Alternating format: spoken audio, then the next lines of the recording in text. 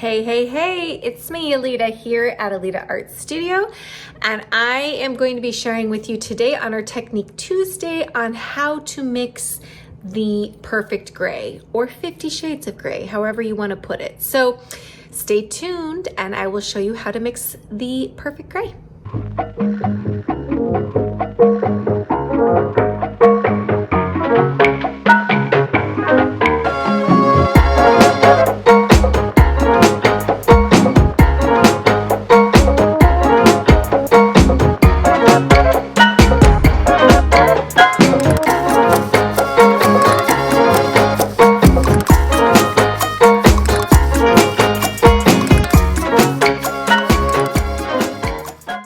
Hey guys, it's me, Alita, and I am just here today to talk to you guys about how to make 50 shades of gray. I know it's a little play on words and what you're thinking, but this is with paints, not anything other than just paints. But really with any color, we could make 50 shades of any color just based on using my Fab 5 color mixing chart. And I'm gonna use, just for you guys to, this seems to show up the colors better. This is a gray palette versus a white palette. And you can, it's just a little bit truer to show you a little bit more of those colors. Before I would start mixing any of these gray colors, I would definitely go check out Alita's Fab 5 mixing chart. And I mix all my base colors first. So if you haven't seen that, check that out on my YouTube. And also go and get yourself, download this PDF because that will show you how to mix all your base colors first. So once I've done that, I'm gonna go right into how would I create different shades of gray. So I'm gonna start with this big dollop of white over here. Now, one thing that I see a lot of artists do is they start to mix the color in with the pile that they have, but you need to keep a pile that is just going to be one that you grab from, not the pile that you're gonna mix from. So I'm keeping this just nice and clean over here. I'm also gonna take black and moving that over here, a little bit of the black that I've already mixed. So if I need to mix more black, it's double alizarin crimson, half phthalo blue, and a quarter yellow. And I'm gonna mix, noticing that that might be sometimes a little bit more red. I need a little teeny bit more blue until I get this nice rich black, a little bit of yellow to counter that blue.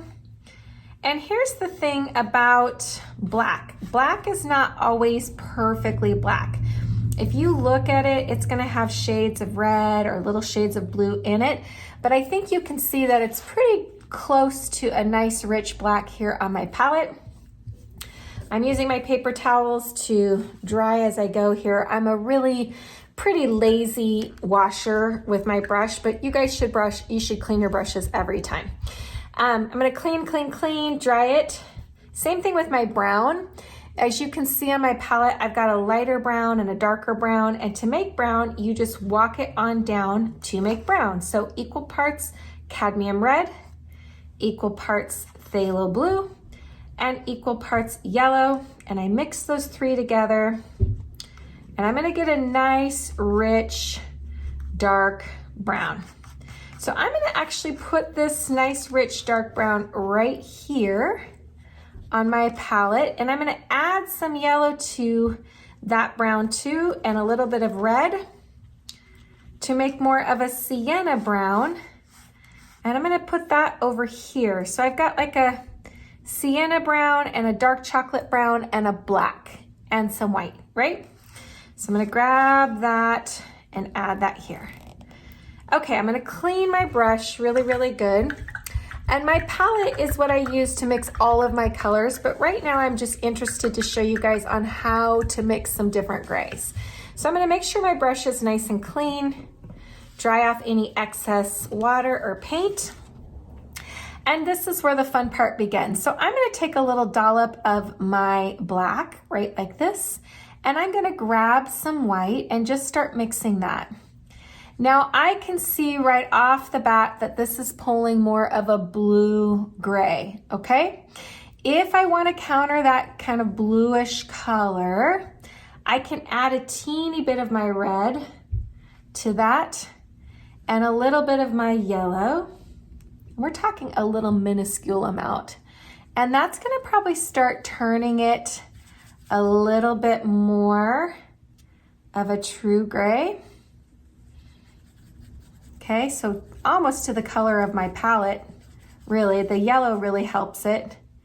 You can see like with a little bit now, we got it. So as you can see, that is, you can't even tell because I've got almost the perfect gray to my palette. All it was my mixed black that I made, adding a teeny bit of yellow, just a little dollop, and a little bit of cadmium red. So this is a great base. Now, if I wanted to go a little bit lighter, I could just keep adding white to this and just keep taking that up a notch for that color gray. And now you've got three really different tones to that. Now, if I wanted to start going a little bit darker, I could just add a little bit of my black to that. Now, this is the black that I mixed, remember? And if again felt like it was just really kind of this dark gray was pulling maybe more blue or a little bit too cool, I can always add a little bit of red, some warmth into it, and a little bit of yellow. I would say too, if we want to start mixing even a little combination, you can take your black with some brown like this with it, and then adding some of your white. Now look at how that brown turns so almost this lavender purple. The one color that